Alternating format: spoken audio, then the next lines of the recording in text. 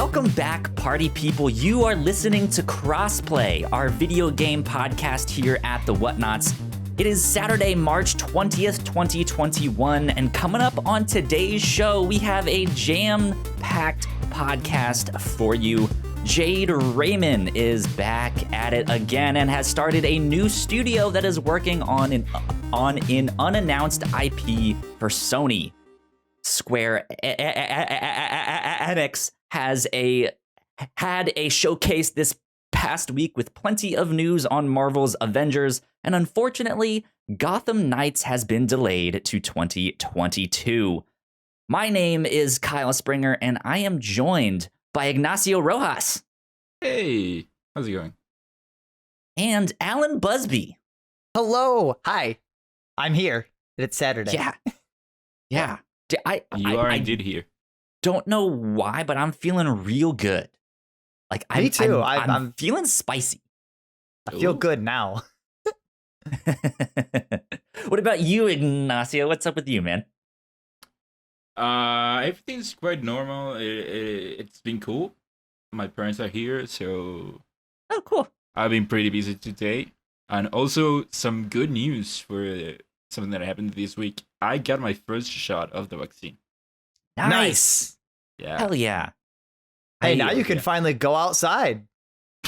Well, No. not yet. Not yet. He has to get the second shot, and even then, second it shot, takes and like then a month Wait, there's two Yeah. of them? for the Moderna, for the like two main ones. Yeah, you have to do 2 shots, and then Well, it's we I have, did not. we're using Johnson the & Johnson Chinese one. which I didn't know that. you're not using or I whatever. only Yeah, thought it's there 2 shots. was the one. There Yeah, is one that is one shot. Oh. the Johnson & Johnson Yeah, one. most If of that's the them one you are- get, it's 1 shot. Well, I learned in Michigan right now you have to be 50 years old or older to get the vaccine, so I cannot get it, and I have no prior health condition. But since my body has already endured the COVID disease, my body is already a little bit hardened, so I have to wait. But hopefully my body has fought it off once, and we can stay strong for every other fight coming up. Yep. Hopefully, I would still Hopefully. recommend getting it, but 'cause that's what Yeah, I've it's- had to do with my parents. My mom Yeah. had it, and Yeah. she is very much at risk for Yeah. health stuff, and so it's just like, look, Yeah. I don't know how valid it is, of like how immune you are now that you've already had it, but you're already at risk for a lot of stuff. So you know. Yeah. Yeah. No, I literally can't get it. I think it's projected that my age group can finally get it in Michigan around like, I want to say maybe in like several weeks or something. I'm not sure because it's been slowly dropping the age limit like very slowly. And again, Yeah. since I have no health condition prior, I cannot get it right now. So Yeah. You guys are having a I- rollout that's all over the place. Yeah. Well, Yeah. especially depending on where it is. Over here, at least, it has been at least more clear where the first Yeah. people, of course, were the people in the front lines, but then after that, older people, and each day it's divided by day where Monday would be, I don't know, 75 to 70, Tuesday 65 to 70, and so on. And then after those people have been done, then are people with more health risks also going down on age ranges. yeah. And then soon they will start doing it with the regular population, starting with I think 50 something, and Yeah. then making their way down. Yeah, that's kind of what's happening here in the United States too, but it's still just kind of all over the place because everyone is Yeah. going at their own speed. Yeah. And like And every state's I doing it a mentioned- bit differently.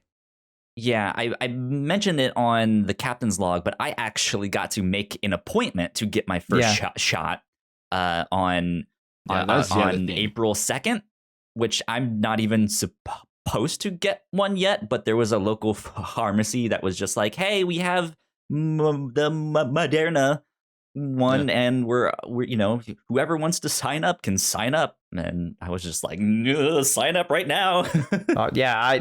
I haven't like gone on my way to find somewhere to get it. I just know the general policy right now is just that age group. So Yeah. I figure once my age group can have it, I figured then I'll make an appointment to get it. But I don't really ever go anywhere except to work, and work has like all these safety things in place to like keep us separate despite us being close. And even if you are sick, like they send you home. So like I'm not at a big risk at work anyway. So like I'm not, it's a bad thing and be cautious. But where I'm at with how much our like safety systems are, I'm not personally worried right now until my age group can get it. So yeah, and that's the other thing, that you guys have to make appointments.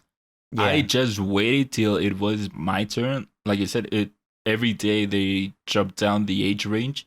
I just went to the place there, and it was super fast for me. Yeah. Well, cool. There you go. Well, hey, if you can get your vaccine, congratulations for you, and you're safe. If you don't have it, keep trying to be safe. Yep. Yes. Because you know what the wise one once said: safety is sexy. Okay. Yeah. There you go. There you go. Speaking of sexy, let's talk about video games. Hey. What have you guys been playing? Ignacio, what have you been up to this week? What have you been playing? Oh, I don't know if you noticed, but something happened on a little game called Fortnight. I did. I heard about this. I did notice. I jumped in on this a little bit as well. Who am I? So, right?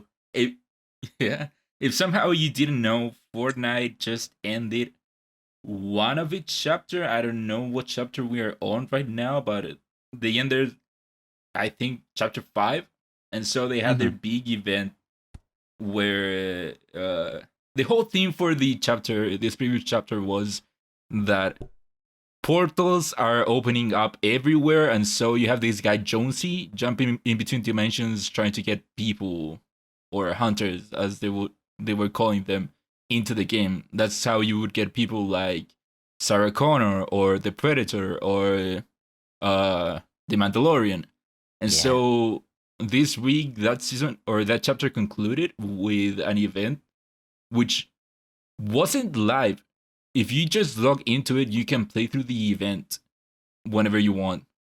And so the event is about Jonesy trying to close this singularity thing, the 0 point, what they call it. And so it's this whole thing of you trying to patch up reality and him closing it up, the 0 point. And we'll talk about it later, but at some point, Jonesy calls in this new character, and between the both of them, they close up the 0 point.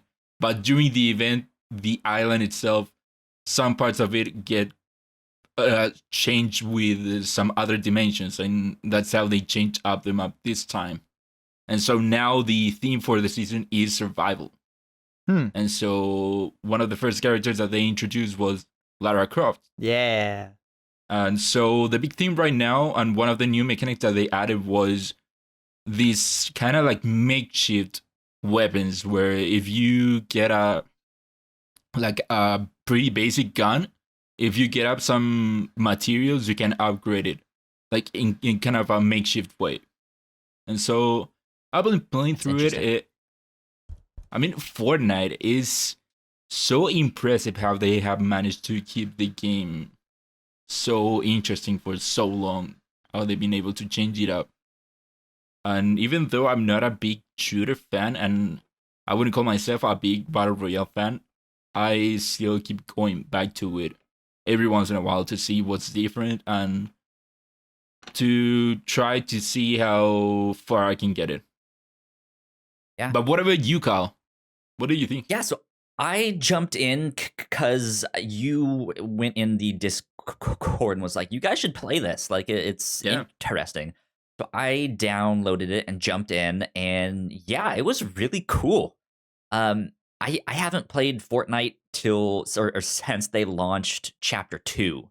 So like, what you remember when they like shut the whole thing down and the servers went offline.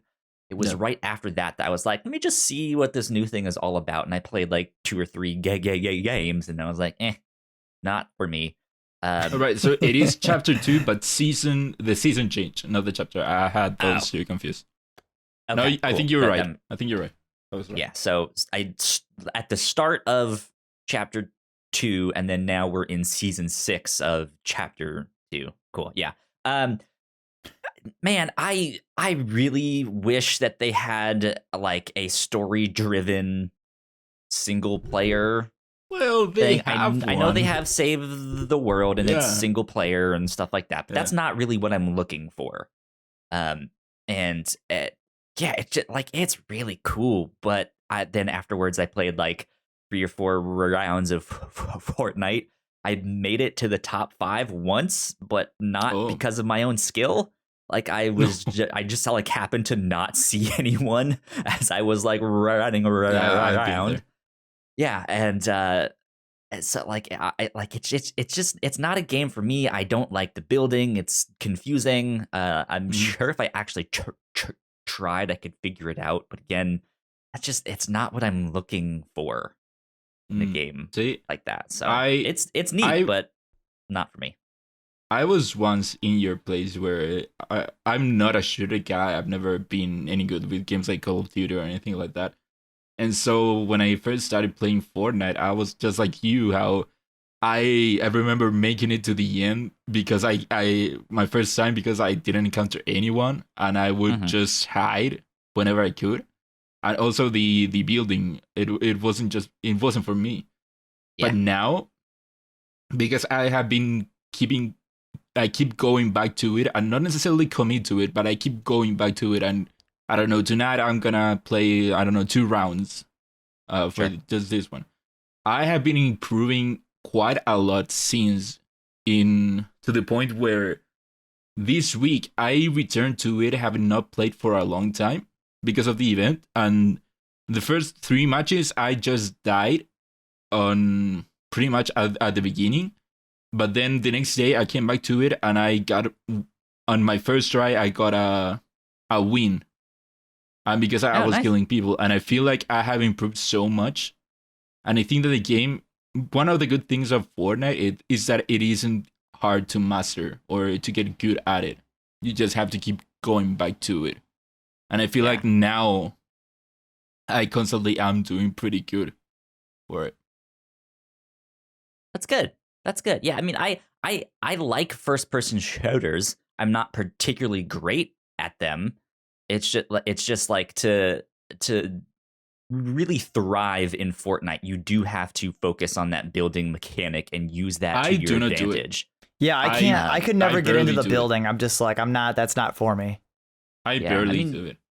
You can get by without it, right? Like you can do well, but like if you really want to get good at the game, I feel like that's something you have to engage in, and it's just not. It's something that pushes me away rather than keeps me there.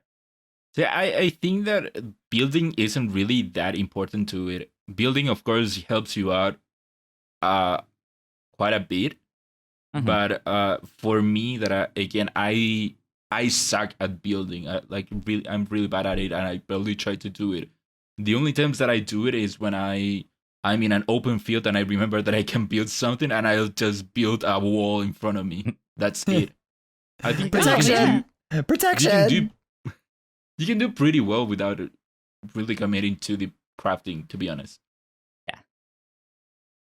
Interesting stuff. I do like that you can play it solo, though. Yeah. And it's not like Apex or something where you have to have a squad of 3. Because I don't really, I've never really liked online gaming. I like the concept and the idea, but I also just don't like socializing with like randos, right? Yeah, like, I don't know who you are. I'm the same way. I have no problem playing multiplayer games, but I want to play them with friends, not people who I have no idea who they are. Right, yeah. I mean, so it's always been a little tougher for me to get into stuff like that. So I like that they at least have solos where it's like I don't need to talk to anyone. I can just go have fun. Well, what we could do actually is that for one of our streaming week Wednesdays, we could just squad up, and I'm at least competent at it, but I could teach you a thing or two about it.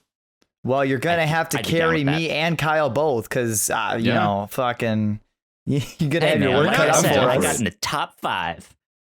Fortnite master over here. I'm down for it. Yeah. I think I played Fortnite a couple times with my friend a long time ago to try it out because he wanted to, or he was joking around about it. and I didn't care about it, so I think I came in like 77th. But that's just because I just run around jumping because I don't. Yeah. If you just wait, the number will just go down fast, to be honest, on the first minutes of it. See, make it to top 20 by just hiding. See, professional boys, I'm already in the top 20. Yeah. There you go. What else have you been playing? Yeah. I jumped back into Avengers. What? Can we just agree that game? Can we just put that game in the dirt and just not mess with the dirt pile? Like, no, because I insist that there's something with the gameplay that it is. I do enjoy the gameplay of it, to be honest.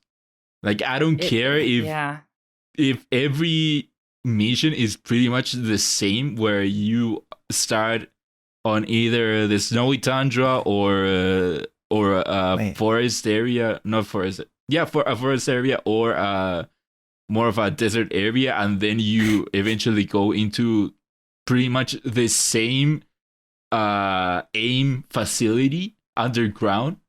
Every time it has pretty much the same layout. I don't care. I like the gameplay. It has so much potential because it's the Avengers, and it has it just has it has the potential for variety and good gameplay, and it should be fun, and they didn't nail it. I like that story. It's so repetitive.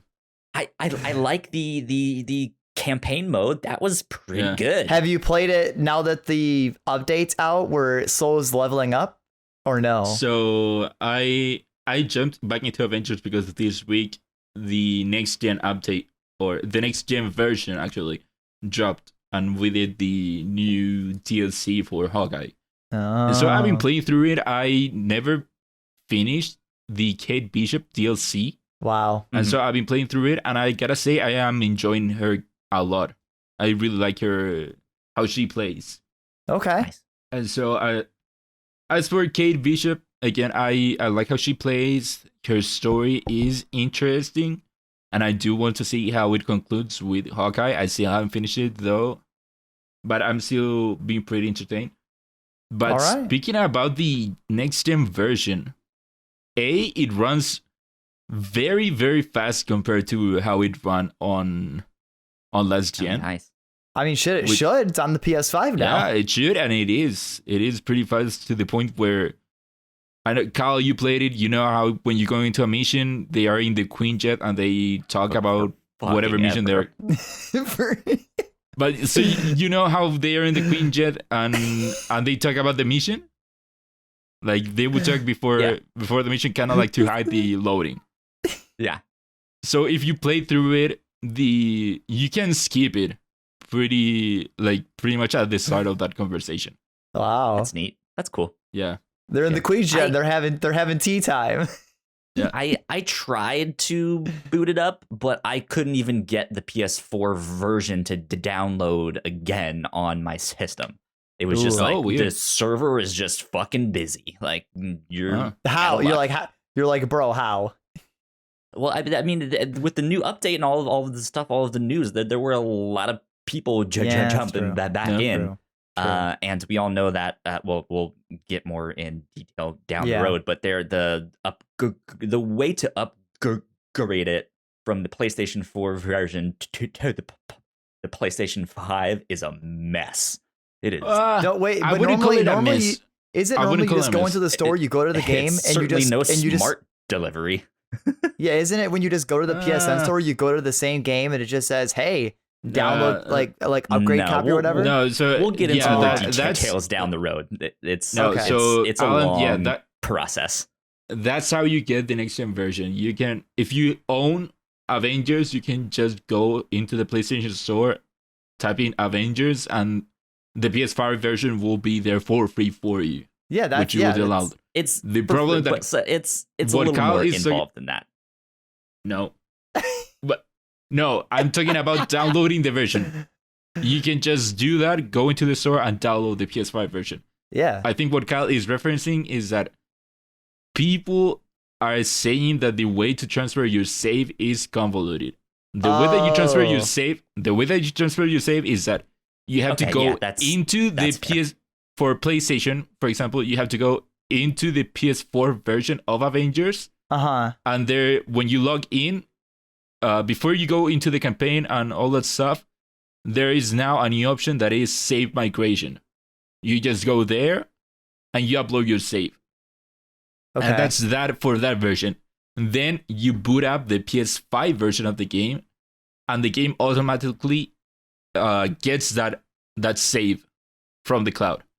And that's it. That's all you need. Yeah, that doesn't sound all that complicated. So no, it let's isn't put it complicated. this People way. are making more of a mess of it. Yeah, Because Kyle, they're saying, yeah. oh, you have to download the PS4 version, and then you have to go into the PS4 version, and then you have to upload your save, and then you have to delete the PS4 version, and then you have to download the PS5 version. Way. Yeah. See, people are making it more complicated than it is. No, I played the game. I beat the story mode. I tried a little bit more. It was just like, So I deleted the game off of my thing. So I have not played any of the DLCs or stuff like that. So if I want to upgrade to the PlayStation 5 version with my save and, keep playing and stuff like that, I have to download the PS4 version. Yep. I have to update that one. Then, no, once it's fully updated, if you download it has to be fully updated. Wait, they do have to be fully updated. The update comes with it. Yeah. Yes. If you download the game, the update should be with it. So, once it's updated, then I have to upload my save and stuff like that. Yes, once it's downloaded. I know we're on the same page. No, but you say guys. So moving you're on, saying that you have to download it and then update it. The update comes already with the Ignacio. Game. We'll put a pin in that. What's the last game you've been playing, Ignacio? Let's leave Avengers alone. No, I had something else about Avengers. No, I had something else to say about the Avengers. They added DualSense support, which means it has what is the haptic feedback. Okay. They use it quite a lot. I think that it is a bit over exaggerated, to be honest, but luckily you can tone it down. You can actually adjust it and remove it. And the other thing that they added is adaptive triggers, so I've been playing as Kate Bishop, which of course she uses a bow and arrow, and it does the thing where, you know how before the PS5 came out, whenever they talked about the adaptive triggers, they would say, imagine throwing on a bow and feeling the tension. It is that. And it does feel pretty cool. If you don't like it, you can just disable it, and you can actually adjust how much of a resistance you want it to have. Oh, that's neat. All right. Yeah. And other than that, I'm still enjoying playing through it. And again, Kyle, you didn't enjoy it, but for whatever reason, I enjoy the gameplay. Well, now won't even let me play the game, so. Kyle, that's your bad luck. I don't know, Kyle's sitting there and he's like, I want to enjoy the game. Avengers is like, nah, homie, you can't enjoy this anymore. I don't know what happened to you, because I downloaded the PS5 version and then I accidentally deleted the PS5 version. And I had to re-download it. So anyways, I don't know how you cannot download the Ignacio, what's the last game you've been playing besides Avengers? Okay, so the last game I've been playing is not a new game. It's not a game that came out recently. It is Pokemon Fire Red for the Game Boy. So the way I got to it was that I got this new controller for my phone. Mm-hmm. And so I've been trying to look for backbone thing. No. It's actually the Razer Ishii, I think it's called. Okay. It's Razer's version, which it is a pretty good one, to be honest. It was pretty well. And so I've been looking for apps that use the controllers to get games on my phone. And so I remember I once read that you could get Game Boy games on your iPhone without having to crack it, without having to jailbreak it. Nice. And so I did the whole process, which is surprisingly super easy to do. And turns out you cannot use the controller for it, but I still I have now Pokemon Fire Red on my phone, so I love those Pokemon games, and so I've been playing through That's it. awesome. Nice. Yeah. Classic. Uh, Leaf Green is the only Pokemon game of kind of that original gen that I played. I never played Red, Blue, Yellow, or Crystal or Gold. The first one I played of that generation era remade was Leaf Green. Cool. Leaf Green. Yeah, Fire Red and Leaf Green are great games. Yeah. Those are probably one of the best games or ways to experience that generation. Nice. But yeah, I have it on my phone. Again, it is super easy to get these Game Boy games on your iPhone without having to, again, you don't have to jailbreak it, you don't have to crack it. You just go to this one page and you pretty much get the app. Nice. Yeah. Well, cool. So I've been playing through it whenever I'm bored. I just fire it up. I'm still. I got to the first gym, but it turns out my Pokemon are under level, so I am waiting now. I'm grinding now to have every Pokemon that I have in my party to level 10. All right. Cool. Well, cool. Glad you're enjoying Good game. Fire Red, Ignacio. Yeah.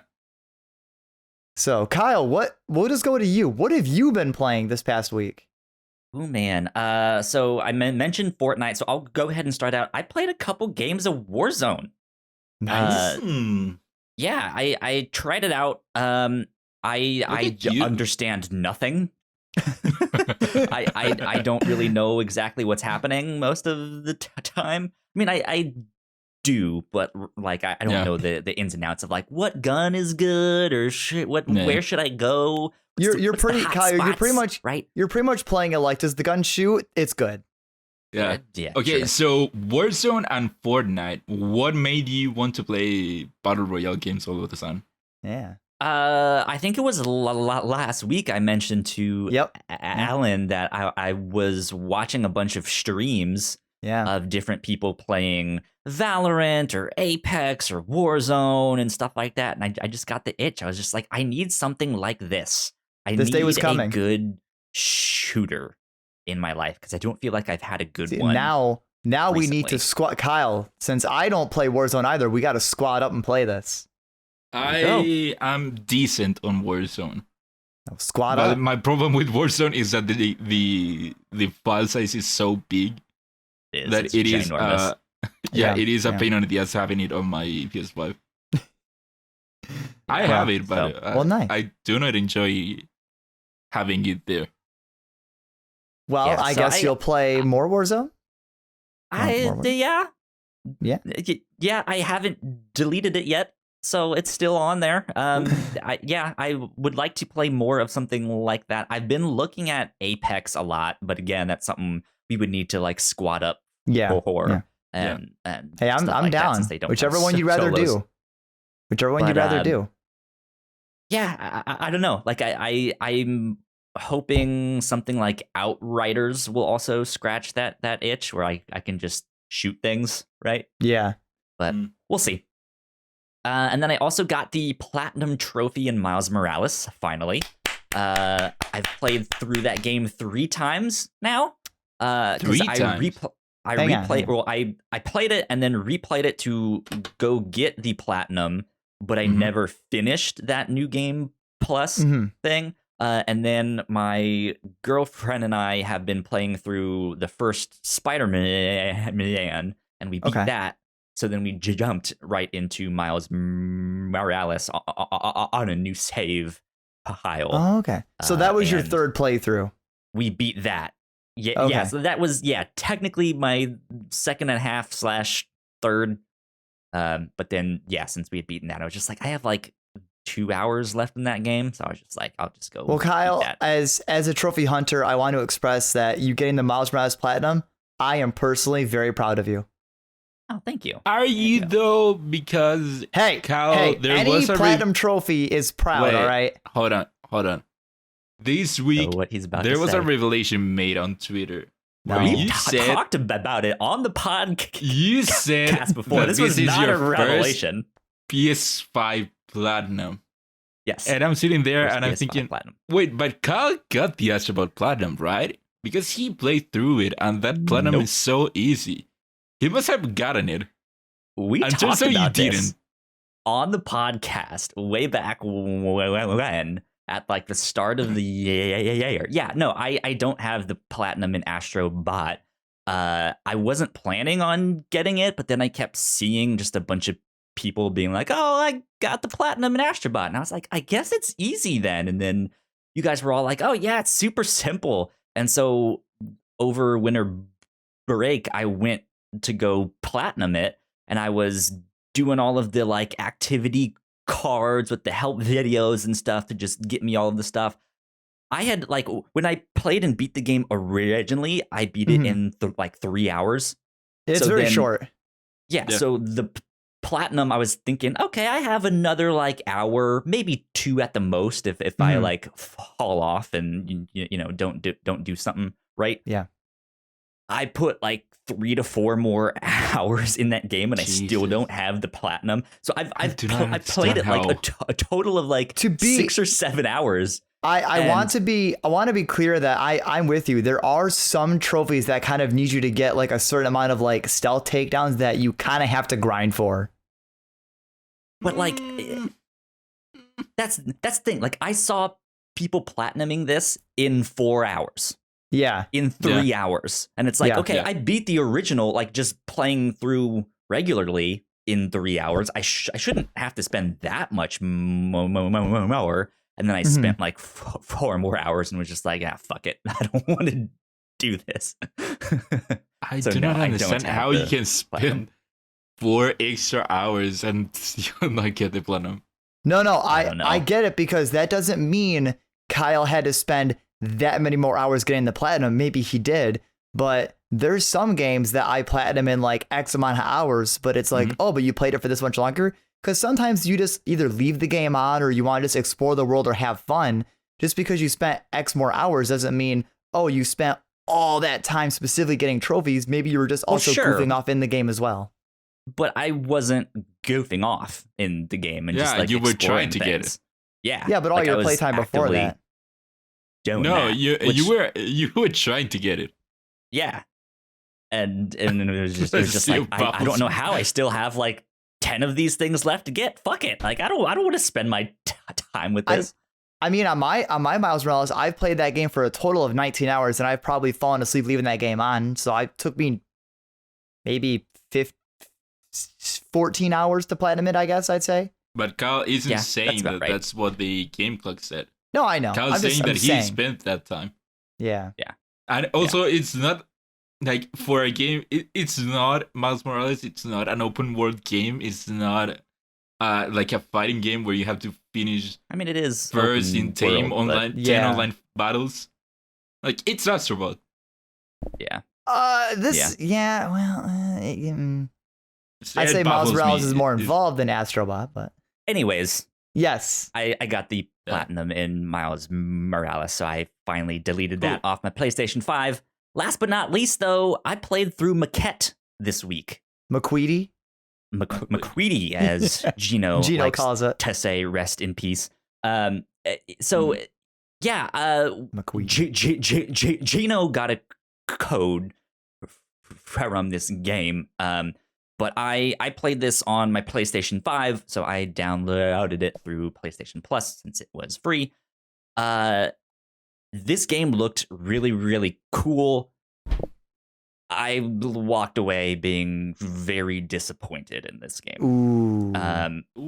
I immediately did not like how it felt to control it. It felt like my character was moving way too fast. Of just like, this guy has super speed. What the hell? Like fast movement or like slippery fast? Not slippery like I'm on ice, but like if I push forward, I should feel like I'm like doing a slow jog, but this felt like I was like the Flash, like super speed, and I was just like, what the hell? So I had to move the movement speed and the camera speed basically all the way down just to make it feel like this is normal. Which is fine, you know. They all have their preferences on what feels good with that. And it started out really strong, actually. Okay. There was some great music. The voice acting is incredible. The puzzle mechanic is really, really neat. And then it felt like they didn't really know what to do with that mechanic beyond that first like stage, if that makes sense. They tried to do some things, and it just I don't think it hit. And then it was really buggy. My character kept getting caught on geometry that you like shouldn't have been getting caught on. I had to like restart certain levels because I found like bugs that was just like, okay, this is stopping me to do the stuff that I need to do. And I try not to look at answers to puzzles and stuff in this type of game, but I inevitably end up doing it because there's always something that's just like, how?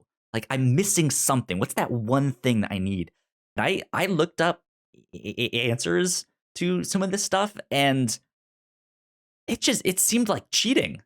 And it was just like, why is that the answer? Like that doesn't even make sense. So instead of looking up the answer and being like, oh, of course, I obviously missed this simple thing, you see a solution and you're just kind of like, how the fuck would I have come up with that?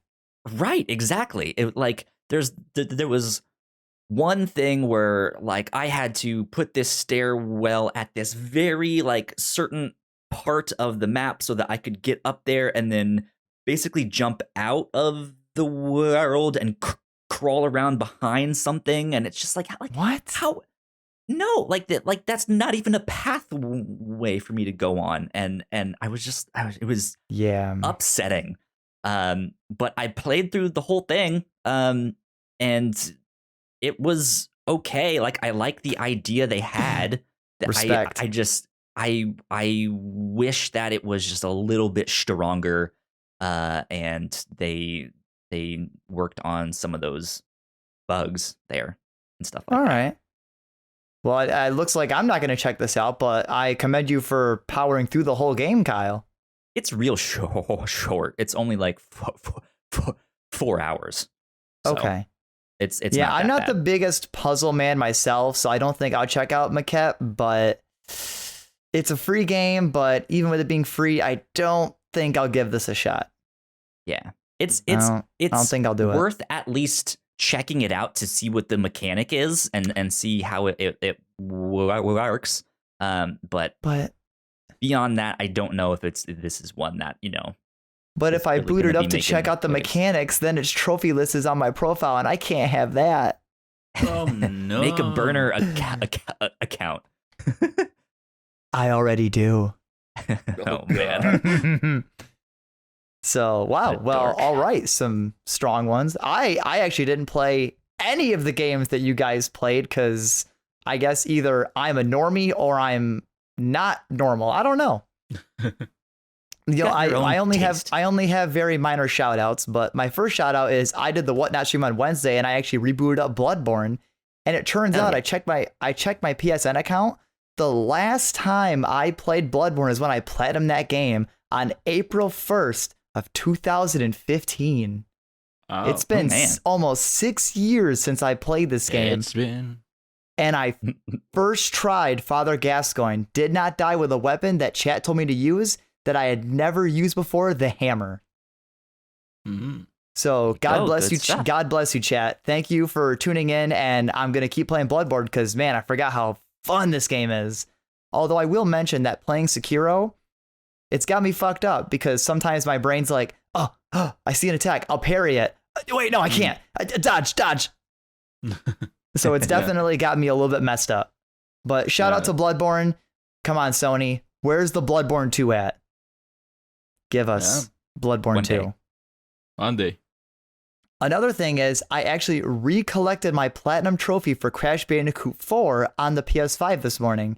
And I'm not going to talk about the game itself. I'm going to talk about how bullshit this weird cloud thing is.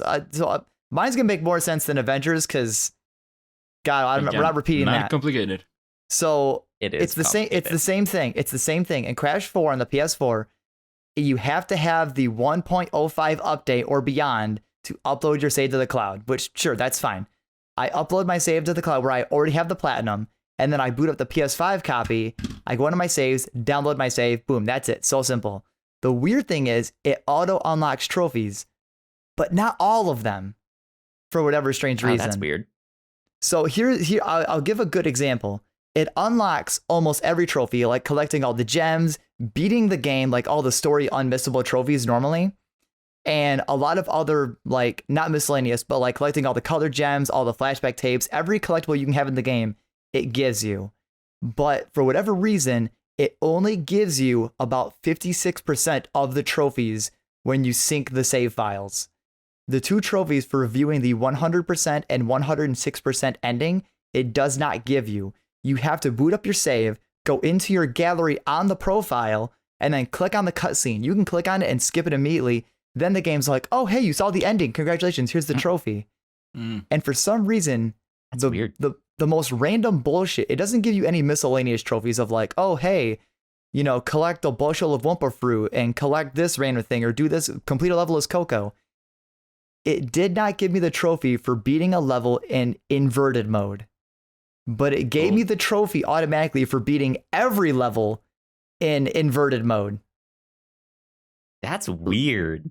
So it does auto sync your trophies, but it doesn't give you every trophy for some that must have been a bug. Weird reason. Yeah, I looked up this morning and that it's doing it to everybody. It does not give you every trophy. Again, you have to collect all your miscellaneous trophies again. Granted, they're not difficult if you've already beaten at least the game, but it's still weird that it doesn't give you every trophy and it gives you random completion ones, but not anything else.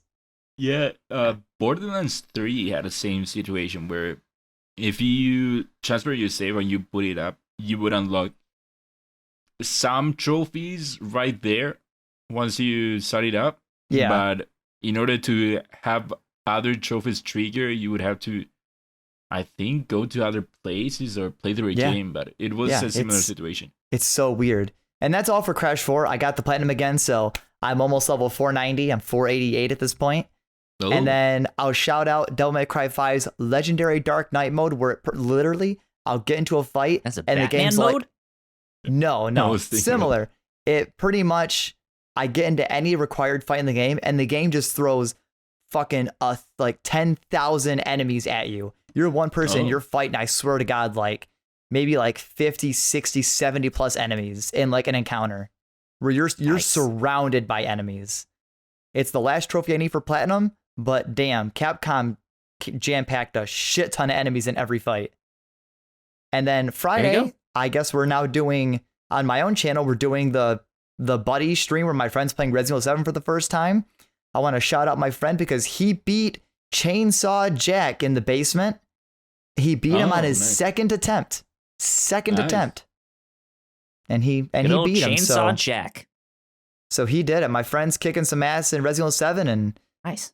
That's about all I played this week. Nothing new, old games, but all great games regardless. Yeah. So that's it. Good stuff. Let's get on to housekeeping so we can get the ball rolling and into some news after that. If you did not know, we have multiple podcasts here at the Whatnauts. You guys can find out more information on our website, thewhatnauts.com, as well as your favorite podcasting platform of choice. We just put up our reactions to Falcon and Winter Soldier episode 1. You guys can go check that stuff out. We will be back doing that for each episode as it happens, so be on the lookout for all of that stuff.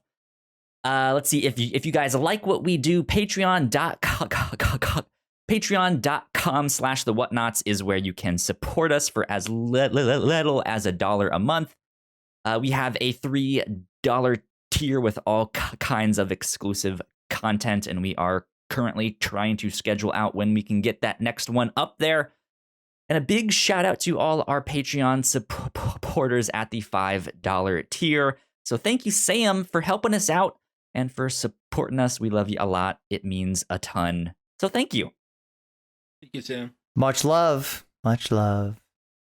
And speaking of support, you guys can also go support us on Twitch at twitch.tv/the Whatnauts. You guys can subscribe to our channel there. And if you have Amazon Prime, you also have Twitch Prime. You just have to link your accounts, which is super simple, and you have a free subscription that you can give away each month to whoever you would like. And we would love that to be us here at the Whatnauts, because it's no extra cost to you, and it gives us free money to make bigger and better content for you. So Yes. there you go. Make Amazon pay people. Yeah. Exactly. Who's the new CEO of? No idea. Oh, dude, I have no Amazon? idea. Hell if I know. I don't even know. At this point, Bezos, and it used to be just like, hey, give us Jeff Bezos's money, right? At this point, But Amazon's now its I don't own know who CEO. new guy is. Oh well. Let's get on to the news of the week.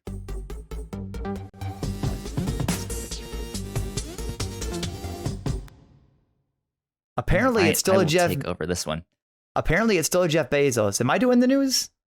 No, I don't he stepped down. He quit, right? Oh, it says That was the whole Jeff. thing. It says Jeff Bezos, May 1996 to present. I don't know. This was recent that he's like stepped down or something. Did he step down, or did he say that he's stepping down? Oh, And maybe wait. he still hasn't stepped down. Wait. Amazon CEO Jeff Bezos will leave his post later this year, turning the helm over to the Yeah. company's top cloud executive, Andy Jassy. Give us Andy Jassy's money.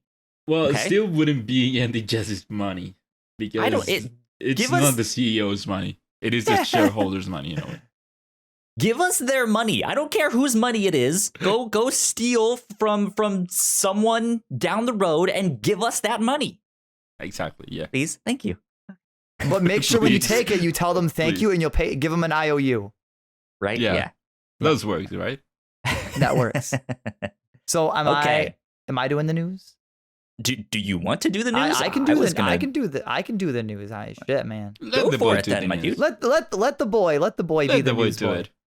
All right, am Boy, I gonna say the do the Activision? news. We're not doing that. But story No, one, we're gonna ignore this one Yeah. for now.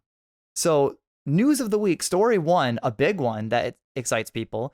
Jade Raymond has formed a new studio and is working on a new IP for Sony.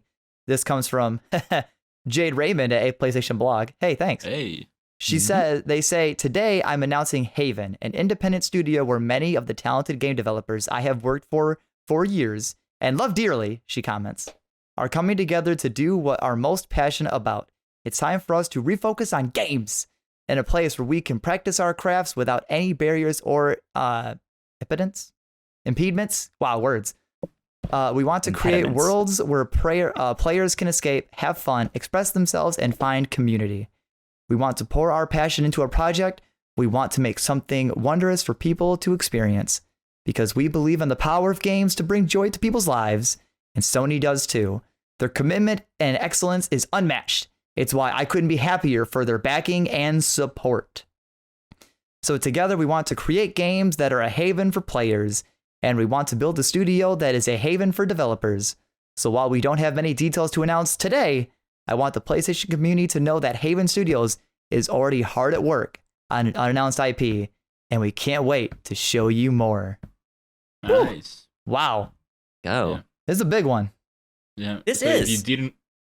If you didn't know, Jade Raymond worked on several big name titles. Yes. I have her Wikipedia pulled up here, and some of the standouts are Assassin's Creed 1, 2, Unity, and Bloodlines. I have here Metal Gear Solid 4 as a managing director. Splinter Cell Blacklist, Watch Dogs, Far Cry 4, Battlefront 2. So Yeah. pretty cool. That's I a mean, lot of big names. I'm not super loving the fact that they worked on Unity because Unity had a lot of problems at launch, but that's not really like her. Yeah, but I'm very excited that she worked on Assassin's Creed 2 because usually that's still some Yeah. of people's favorite Assassin's Creed game. Yeah. It's She one of the best was ones, an executive producer Yeah, so That's great too. we don't know anything about this game, but I'm not gonna lie, so many people are hyped for this, and considering this is gonna be a Sony like exclusive game, like, or at least an IP for Sony specifically, this is exciting. Yeah, it's And also, big stuff. I think it's also important to note that the past couple years she's been working at Google, working on Stadia and lighting their games division, which just got shut down not long ago. Yeah. So she's had a rough couple years with the stuff, and I think it's like this reads to me that she's just sick of it. She's tired and she just wants to make capital letters games, right? As it says here. Like she's hungry for something, which is a good thing creatively, because I think a lot of people, after just getting hit after hit of like games being canceled and then Stadia shutting down their games division, it can be disheartening, right? And just be like, well, maybe I should go do something else. But she's sitting there like, no, put me in, coach. Like, I want to make something. Yeah, it's exciting because like just the fact when she said she wants to pour their passion into a project, like, and having Sony back her up, I feel like this is gonna be, because Sony has had a knockout. Like most of all the new IPs, they haven't really had a bad one. Some have been either good, but most have been great. Like we haven't had an actual like terrible bad like new IP in a while from Sony. Sony. Ben. That's true. But we don't have much else. But like, if you guys had to guess, what kind of game do you think this will be? Like, what genre do you think this is gonna fall into? Ooh, looking at her resume here, I would think maybe something along the lines of a third-person action adventure, maybe. Yeah, which also fits right in with what Sony always does. Pretty much the definition of Sony's catalog. The thing that stood out to me is she mentioned something here of like she wants the players to like find a community, and so like I there's not much you can read in with that. That can also just be PR talk, right? But like I wonder if there is going to be some kind of like multiplayer community focused aspect. I don't think it necessarily means that. I think that it could also mean people gathering around one specific game, not necessarily because it's absolutely online multiplayer component, but because they all love one game in specific. Yeah, that's why I was like, there's not really much you can read into all of this. It might mean nothing. So who knows? Well, whenever this comes out, whatever Jade Raymond's working on, I can't wait to play it. I can't wait to even just see what the announcement's going to look like for this game. Yeah. But should be cool. No more thoughts, friends? No. All right. Well, we're still sticking with the Sony announcements because number 2 is Sony purchases Evo. What? Yeah. Coming from just a blog, not by a certain person, but it says, today we're thrilled Sony Interactive Entertainment blog. So it's straight from Sony. Straight from Sony themselves. Not even PlayStation, it's Sony. Sony. Today we are thrilled to announce the next chapter in the story of PlayStation and Evo, the world's largest and longest running fighting game tournament. Sony Interactive Entertainment has teamed up with RTS to acquire Evo through a joint venture partnership. With expertise spanning esports, event management, brand and developer consulting, and game talent management, RTS is a new venture led by CEO Stuart Saw and backed by investors including global entertainment, sports, and content company Endeavor. That's a My Hero remark right there, Endeavor. Evo co-founders Tom and Tony Cannon will remain closely involved in an advisory role to ensure Evo continues to service the fighting game community and support its vibrant growth. Evo is returning this year as Evo Online, a fully online competition taking place August 6th through the 8th and 13th through the 15th. Entry will be free, and players in North America, Europe, Asia, and Latin America will be able to compete in Bandai Namco Entertainment Tekken 7, Capcom Street Fighter V Champion Edition, Warner Brothers Games Mortal Kombat 11 Ultimate, and Arc System Works Guilty Gear Strive in an open format. The online qualifiers will be live streamed for fans, and more details will be shared in the coming weeks on evo.gg. GG. Evo.gg. There is no haha. I know, but I like how it ends with yes, evo.gg. But I love how it's You know, there's gonna be that one person that's just like evo.gg. But I love how it's .gg, like Evo, good game. Good game. Yeah. So wow. I personally don't see why this is super exciting. So Kyle or Ignacio, whichever one of you, tell me why this is so huge. I don't know if it is exciting. It's weird. It's weird. It's a surprise. Yeah, I think that's why it's such a big deal, right? It's just like no one saw this coming for Sony. At least on the Sony side. But I don't know why Sony is because Sony's hungry. Sony's hungry. Yeah. I can see kind of why, because if you have been paying attention to their social medias and to their activity boards on PS4 and PS5, you would see that Sony is committing in a way to esports. You know, for example, you would see frequently on their Twitter how they promote their own tournaments. Tournaments for Mortal Kombat, for example. I've seen several of those pop up, or even back on the PS4. I don't know if they still do it, but I remember constantly seeing on my PS4 on the activity feeds them promoting several tournaments for different games. And so I can see why Sony would purchase it. They have been making a push for it, even though no one has been giving it much thought. Like I said, how it keeps popping up, how they keep promoting tournaments.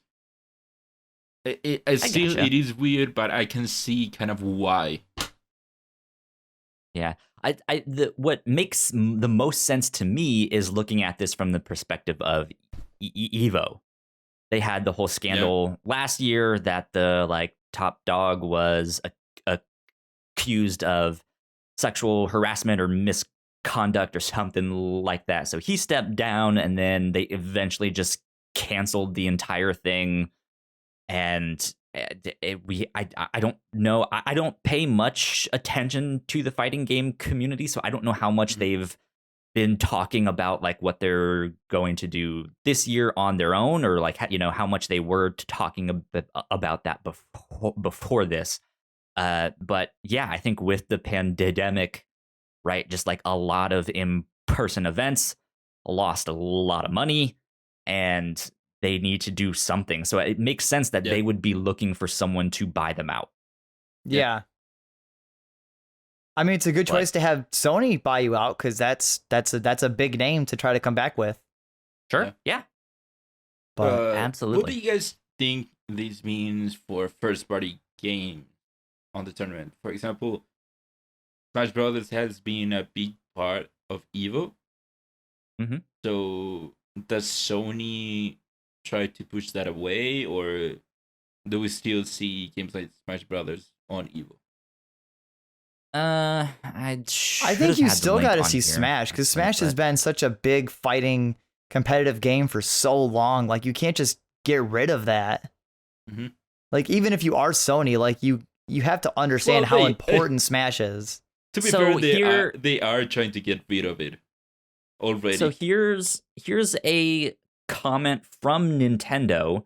This is on the IGN article that Matt Kim wrote about this same topic. And it says, Nintendo has enjoyed engaging with fans at past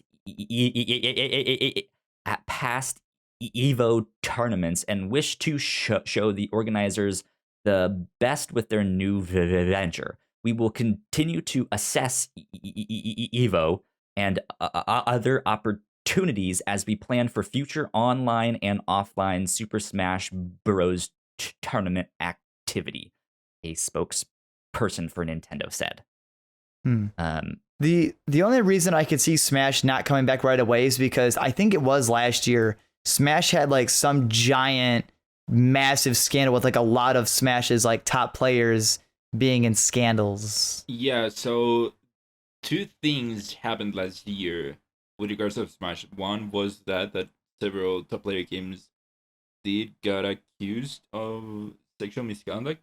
Yeah. And also there was the other part where, since everything had to go online, we all know that Nintendo is so bad with their online infrastructure. And so that's one of the reasons that right here in the list that you read, Alan, you don't see it. Smash isn't there, and that's because Smash isn't right now a part of EVO Online because of their bad infrastructure. Yeah. And I know for Brawl, there was a push for this third-party platform that allowed people to play online, but I think Nintendo might have stepped in and straight up said no for that. Yeah, they shut that down. Yeah. Well, so I mean, we'll see. It looks Smash isn't there. Yeah, it looks like they are being cautious. Nintendo is. I'm just like, yeah, maybe we'll see if we can get in, but we kind of want to see how things pan out for a bit, and that might just be them being like, yeah, we're not really gonna be there, but we're gonna work on something. Or it might be them just being like, oh no, I don't know what to do. What is the internet? Yeah. Who knows? God, that voice reminds me of some character from a cartoon, but I can't. I don't know, man. We'll see what happens. I'm just trying to keep an eye out. We need I don't know. It sounds so familiar. But congratulations, Sony. You're buying it all up. You're eating lunch, and now you're having dinner. There you go. Yeah. But now, this past week, guys, we also got the Square Enix Showcase, our third story, by Owen S. Good Polygon. Square Enix inaugurated a new livestream event called Square Enix Presents, with a 40-minute presentation on Thursday that highlighted what's new and what's next in the publisher's catalog. And we got not a giant list, but we did get some cool stuff. Life is Strange True Colors will launch on September 10th on Google Stadia, PS4 and 5, Windows PC, Xbox One, and Series X. Life is Strange The True Colors will star Erica Morai as Alex Chen, a young Asian American woman with psychic powers who moves to Colorado to discover the truth behind what happened to her brother, Gabe. Yeah. Also, Life is Strange and Life is Strange Before the Storm are getting a remastered collection later this year and will be a part of Life is Strange True Colors Ultimate Edition. I also want to mention that I believe I read that Life is Strange True Colors will not be episodic. It'll be the full game as well. Yeah, correct. Yeah. Yes. Correct. So we also got Project Athia decided to ditch Project Athia and now decided to be called Forspoken. And we got a new trailer for it. And it looked good. I really wanted them to just call it Athia. No. Go the Project Octopath route. Well, our last two really quick is we got more trailers for Outriders as well as Balan Wonderland. And we did get more info on Marvel's Avengers, but we'll come back to that. Guys, what'd you think of Kyle, what did you think? Because you're excited for Life is Strange. Hell yeah. I am a big Life is Strange fan. I liked all of the stuff that Don't Nod did with the series. I'm sad that they won't be returning to it, but I think they have already kind of gone off and have started to explore their own things, and they are getting better, I think, with the things that they do.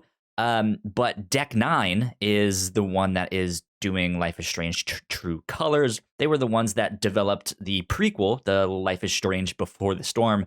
I loved that one. I really, really like that whole story.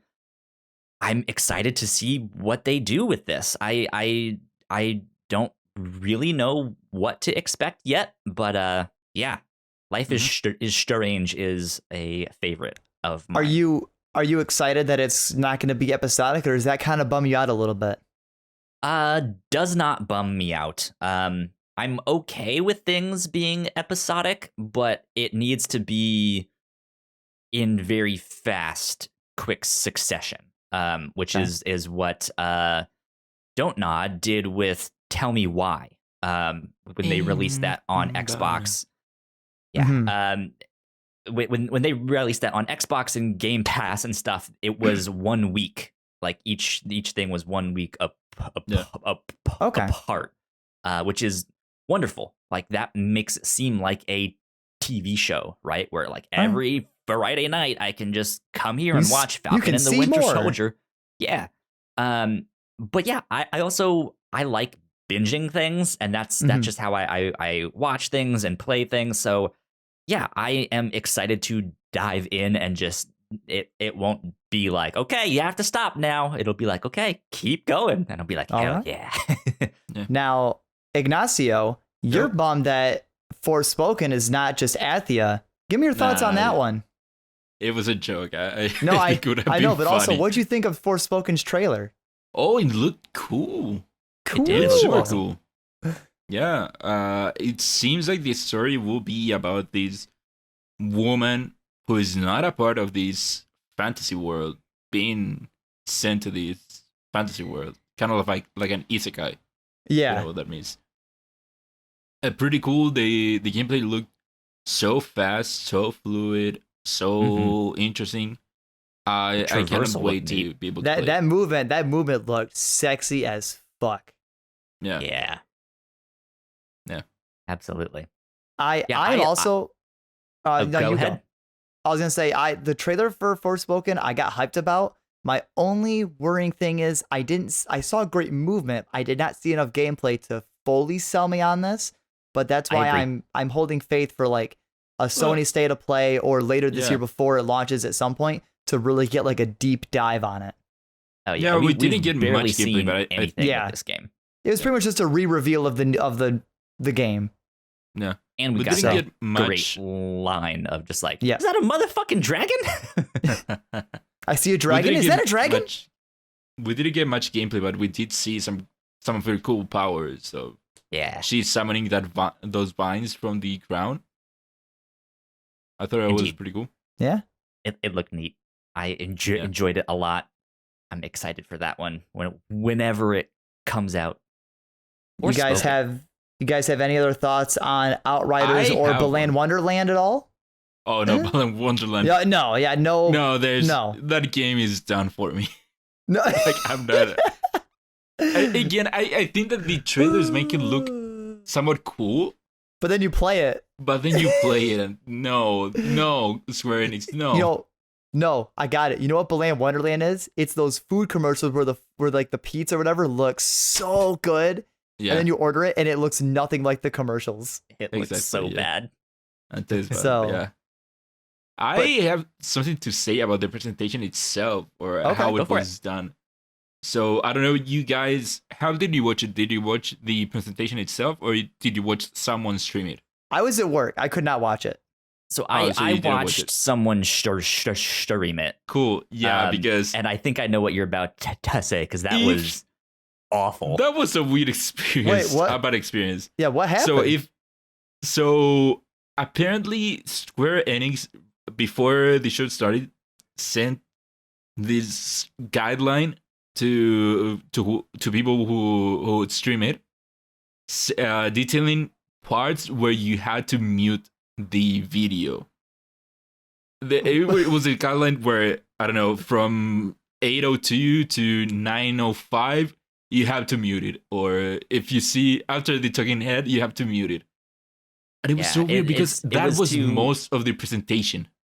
It was to avoid all of the Twitch, like, DMCA. Wait, so you pretty much had to have almost the whole presentation muted. Yeah. So I watched kind of funny. I watched kind of funny stream it. They had to, whenever a new trailer came up. Oh no, wait, we have to mute it. There's someone talking right now. Okay, I think we're cool. No, wait, there's music on the background. We have to mute it. It was so bad. Like, why didn't they just think to put in stuff that wouldn't get DMC8 or whatever the fuck. Like, what? Why? This was so bad. I didn't even hear about this even after I got home from work and saw the news caps. Really? Yeah, I only saw news about the Life is Strange and Forspoken. I didn't hear people complaining about the actual live stream itself. Yeah. Like, it was almost nothing. Like all of the stuff that had like good information on things was just muted, and so you had to like listen to whoever it was just being like, yeah, so I mean they're having me mute this. I think this is this section. Is this the right section? It's not exact. Yeah, that's the other thing. And People don't know it exactly where. But yeah, it was bad. You know what? God bless you, Square Enix. Don't ever change. No, I think they should change. Don't ever change that. They need to fix that. That's awful. It's awful that you have to send out a guide to people detailing where they have to mute it. That's a little ridiculous. Well, still sticking with the theme of the Square Enix presentation, and don't worry, we're not muted, so I can tell you all about this as well.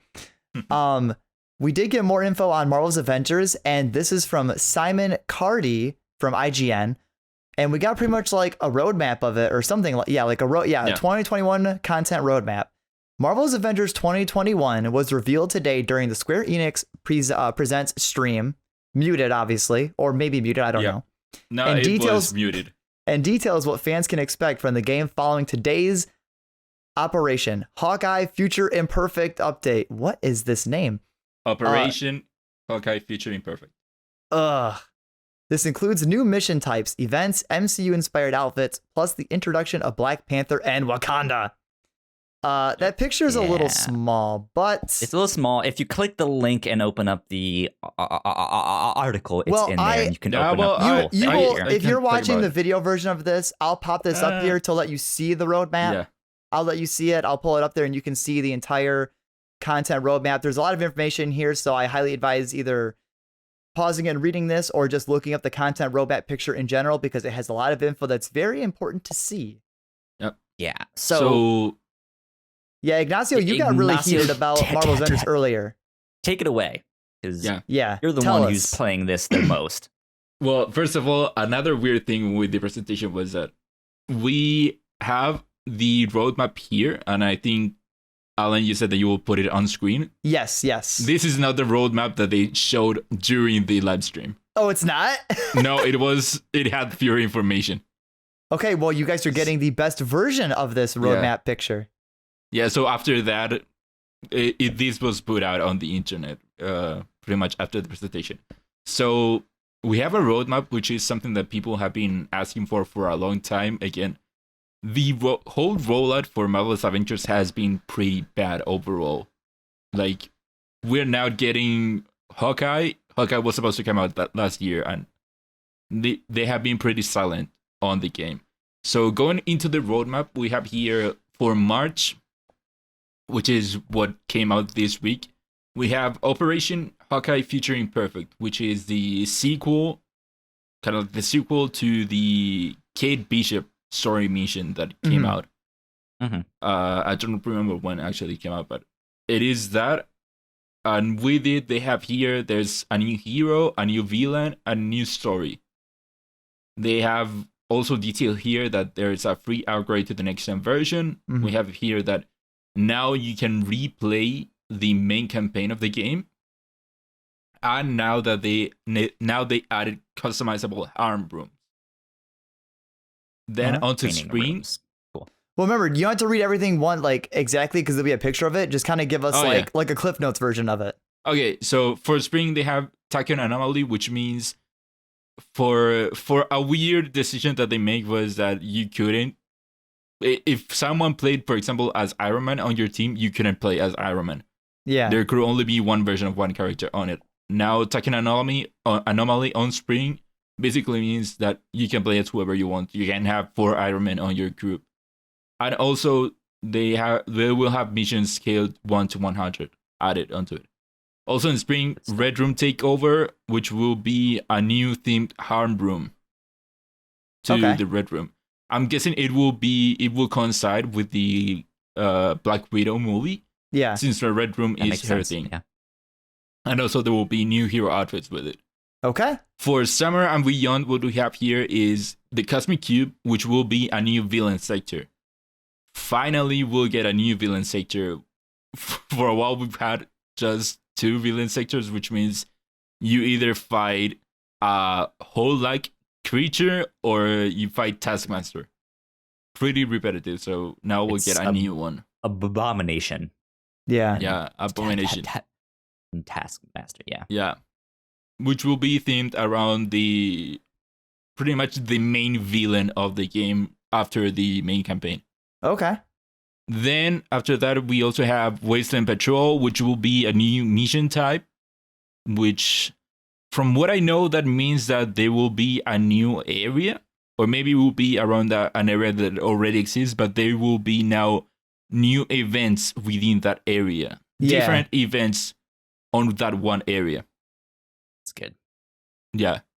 And now, finally, the big one that they announced, War from Wakanda. Nice. Yeah. So This one has like a lot of info on it, but yeah, Yeah, just this give has us like a the lot of good, like content the in it. sick ones. this will be pretty much their big expansion to the game. We've known, I think, for a while that Black Panther was going to come eventually, but now they give us information. So War for Wakanda, what we have here is, of course, a new hero, Black Panther, new outfits. They will increase the power cap. There will be another new villain sector with a new enemy, which will be Claw, Nice. a new faction of enemies, a new story, a new biome, which will be pretty cool, and then new outposts. Well, Yeah, good. I'm excited for that one. Good. Yeah. And also not here in the roadmap, but it is something that came up on one of the interviews that people had with Square Enix, was that Spider-Man is still coming, but it will be coming after Black Panther. Ooh. But it's still coming, according to them. Eventually. Eventually. So who knows when. Maybe at the And end then- of this year or early next year is what it sounds like. And yeah, there's and in the roadmap, there's a lot more like additional content and features, and there's ongoing improvements, but those are kind of general like stuff that's coming and everything else. Obviously, you can see on the photo that there's lots of stuff coming. Yeah, but if you are an audio listener, what we have here is Omega level threat missions, multiplayer mega hives, post level 50 progression, outfits inspired by the MCU, which is pretty cool. And then ongoing improvements for balancing, tuning, gear and progression, collectible comic system, and matchmaking. I truly just hope that with all this stuff coming out, I really hope that whole like previous update of kind of slowing down the experience grinding, I really hope that doesn't take away from this. Yeah. Because all that they showed here is a lot of good. There's a lot of good in here. Mm-hmm. Yeah, this But hopefully they can deliver good. on it. The only thing I think that's a little silly is that you have to wait until spring of this year to get playing as any of your favorite heroes. I feel like that still should have just been a feature you could have just done from the very beginning. Yeah. They should have, yeah. But there's a lot of the stuff that they should have done from the very beginning. It also is weird that they are not unlocking that ability. They are theming it around, it's called Taken Anomaly, which means that it's not that there are 2 Ironmans, it's that there are Ironmans from different timelines in here. Yeah. Instead of It's just weird. unlocking that. But again, a lot of cool things in here. Their development, like I said, it has been, or their ongoing development on Avengers hasn't been good up until now. It is a good thing that they are giving us now a content roadmap with stuff that some of the stuff that is in here, we would have expected it to come out way earlier. But it's still pretty cool that at least now we're getting confirmation that they are sticking to it. Yeah, indeed. Hopefully the Wakanda expansion will be good. It looks phenomenal. I'm excited for that. I don't know if any of this stuff, though, really truly gets me back into the game now. I would recommend that you at least try the new story content. for Kate Bishop and Hawkeye. Well, I first want he has to to be able to. eventually. He first has to be able to actually play the game if the game will let him. Oh, Right. Kyle, It won't let me download the game. I don't It's know. not that It's hard. Not my fault. I didn't do anything. I would say it's 50-50. Your fault. Anyways, final thoughts on Avengers and the Square Enix stuff. No, not Good? specifically. I mean, no Anything matter else? what Okay. Marvel's Avengers kind of throws at me, I'm still never gonna play it. Damn. Sorry, Marvel's Avengers. I'm pretty excited for the Avengers content.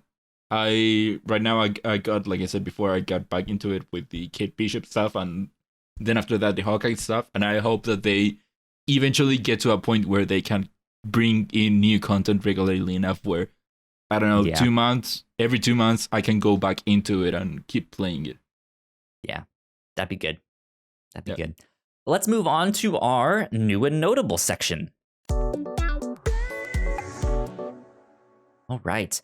First up in our new and notable section, PlayStation has announced a slew of new games that will be available to download for free as part of their Play at Home initiative. And these ones are all available March 25th.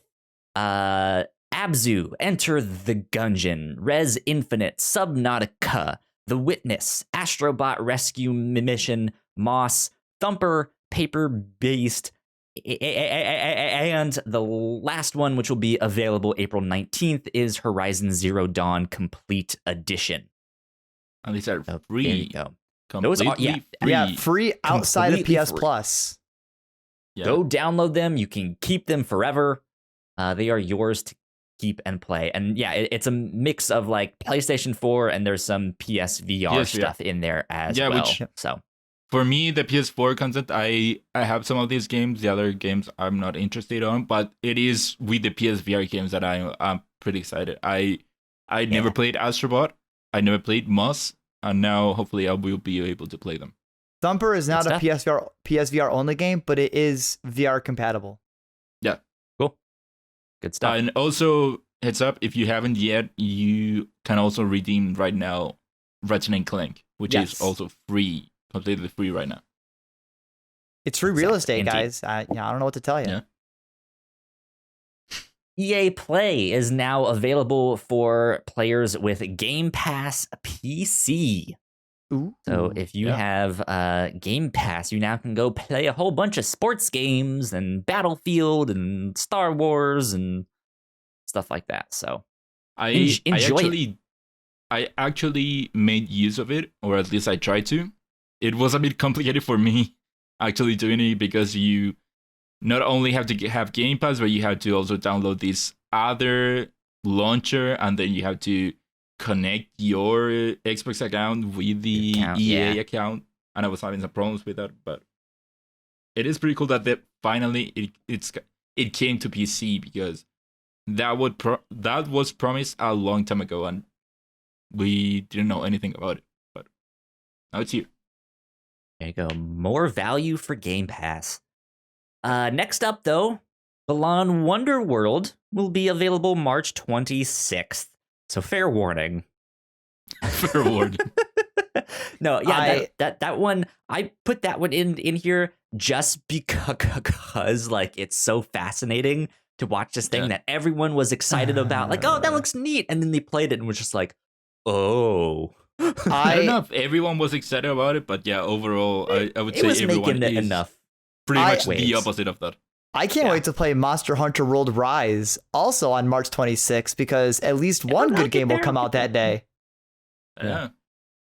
So yeah, like he just said, Monster Hunter Rise is available March 26th as well as It Takes Two, the new co-op game from Joseph Ferris, is also available on March 26th. Everything is happening March 26th, including Tony Hawk's Pro Skater 1 and 2 gets their next gen versions on those days. So that's awesome. Good for them. It's gonna be a lit as fuck Friday. Mm-hmm. Do the kids still say lit anymore? Do they say lit? Is that a thing we use now?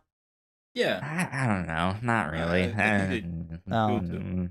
March 26th is on fleek. Hopefully. No, no, Alan.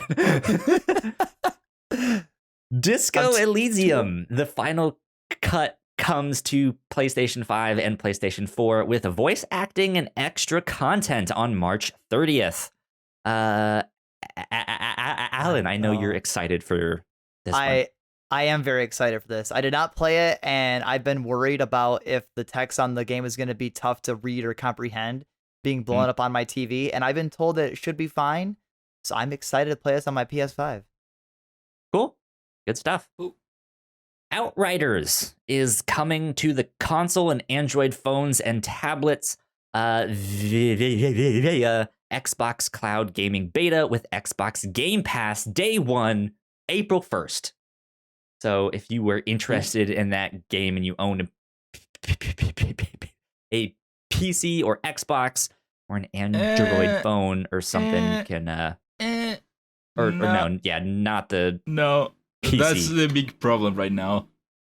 It is coming to console and phones. It isn't coming to PC or Game Pass PC. Yeah, which is weird. A little bit strange, but yeah, I'm excited for this one nonetheless. Yeah, we'll see. I'll probably be playing that on PlayStation 5, but who knows? Mm-hmm. There you go. Speaking of Game Pass, Undertale is now available on Game Pass. I know a lot of people are excited for that one. I have not played that, so maybe I'll finally dive into Undertale. That game's amazing. That's what I hear. But I haven't played it yet. Yeah. Scarlet also, Nexus. Wait, hold go on. ahead. That you didn't include it here, but another game of consequence that is coming to Game Pass is Nier Automata. Yep, that is also coming. I don't remember when. I think we mentioned that last week. Did we? I don't know. I don't think so. Don't remember. But yeah, I think the news came out at the same time as the Undertale news. Gotcha. Okay. Well, yeah, then Nier Automata will also be on Game Pass real soon if it is not already on there. But Scarlet Nexus now has a release date of June 25th, if I'm not mistaken.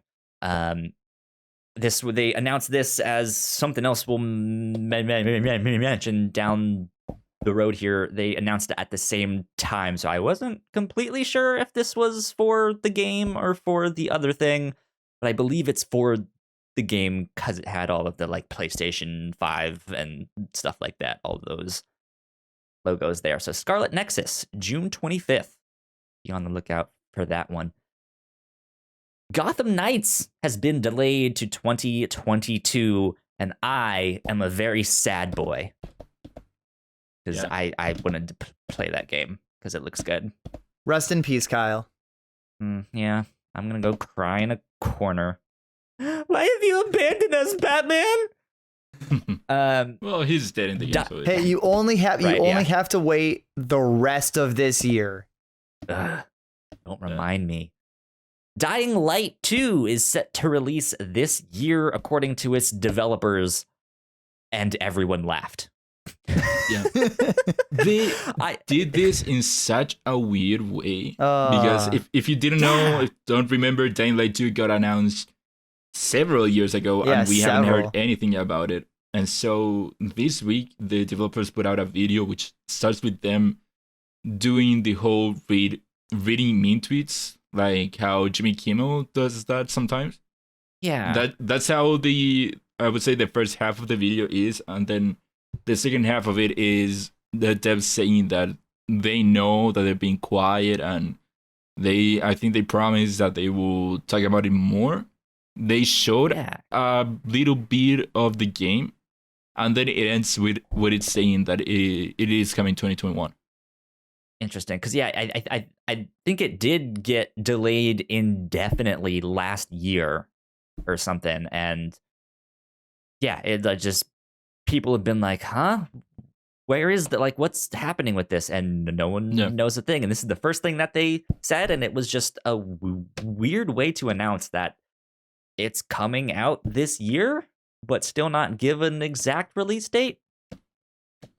So who knows? We'll see. Drinkbox is teasing that its next game will make an appearance on the upcoming Xbox Indie event. Oh, there you go. What has Drinkbox done before this? Severed. Guacamelee. Interesting. Okay, cool. Fall Guys adds a squad mode, a team-based mode where dying doesn't mean you're out. The fate of the players is determined by how the whole team performed during the round. If I'm not mistaken, they also announced their new season. I think they are already in the new season. Already in the new season? They announced a new level, I think. Yeah, it looked like a futuristic sci-fi cyberpunk thing, and that looked neat. So I might have to finally jump into Fall Guys and start playing that and stuff because it looks fun. So, PlayStation had another indie showcase this week on their Twitter. The games shown were Operation Tango, an asymmetrical spy co-op game; Chicory, a colorful tale, a game with a coloring book style art where you play as a cute dog. Aw. Nower, Play with Your Food, a game that combines music with food on a dinner table. I already love that description. See what that is. Yeah, I like the description of that. Interesting. I think it is about making music with food. Like using food to create music, I think. Like playing the drums with hot dogs. Yeah. Or I think that'd be fun. What I saw, I didn't see much, but I think what I saw was using toasters. Yeah, I'm watching her trailer right now. Okay. I'm watching her trailer right now. I'll let you know. Well, I will continue on. In the meantime, says Where the Heart Leads, a story-driven title where dialogue options can change the past, present, and future. Interesting. Puzzling Places, a PSVR game about putting together landscapes piece by piece. And last but not least, Heavenly Bodies, a game that will have you solving problems in space with severe and dire consequences should you fail. Bum, bum, bum. And then I guess last but not least in our new and notable section, Creature in the Well will be free from March 25th to April 1st on the Epic Game Store. Go check that one out. That was an indie game of note like a year and a half ago? 2 years ago? Yeah. Something like that. So go check that one out. Also, I can confirm that Nier Automata is indeed right now free on Game Pass. Wonderful. Wonderful indeed. Alan, how's that trailer looking for the food music game? Now, dude, play with your food. The only thing I can tell you is to watch. I don't even know what in the hell I just watched. But I don't quite know what I watched, but I was actually kind of on board with it. Cool. Sounds good. Sounds good. Man. I might buy that. Well, that is it for our new and notable section for this week. That was quite a bit to get through. So let's get on to our lightning round. 3, 2, 1, let's go. Diadelic Entertainment will reveal Lord of the Rings Gollum footage at Future Game Show. Pre-show March 25th. Yeah, I don't know what this is, the Future Game Show, but apparently another it's showcase. A thing. Yeah. Another game showcase that will be happening apparently at March 25th. I still don't know how they can make a Gollum game interesting, but I guess we shall see on March 25th. Next up, Destruction All-Stars is getting seasons, a ranked mode, a battle pass, and a new character beginning in April. Will this be the thing that will redeem Destruction All-Stars? I doubt it. No, I don't think so. Find out next time on Dragon Ball Z. Ball Z. This That hurts is so much not when you do it. exciting for me, but I'm glad they are supporting it at least for a Yeah. little bit. Hopefully, this will garner some more attention on the Yeah. game. We spoke about this a bit before, but Fortnite, of course, had its new season launch, and that new Fortnite trailer for the latest season was apparently directed by the Russo brothers. Ooh. Yeah, Ooh. amazing. Go Yeah. from Endgame to that new trailer. There. Yeah. That It does trailer was explain bonkers. why it was good. Yeah. Ryu pretty much killing that banana. Like, so I tried to describe it to someone else, and I described it as like, imagine an 8-year-old just playing with Yeah. a random box of action figures, and is all like pew pew, pew, and then this guy like flies in and pew, pew, and then they kiss, right? It Like, reminds me a that's lot of Smash exactly what it Brothers, was. but with Yeah. a lot more of a diverse catalog, because you have Jonesy, of course, which is the character who has been involved in the season, but you have him running through this battlefield, and he like an alien from Alien attacks him, and Sarah Connor saves him. But then I think a Terminator pops up, and then a truck comes in Ripley with shows up, yeah.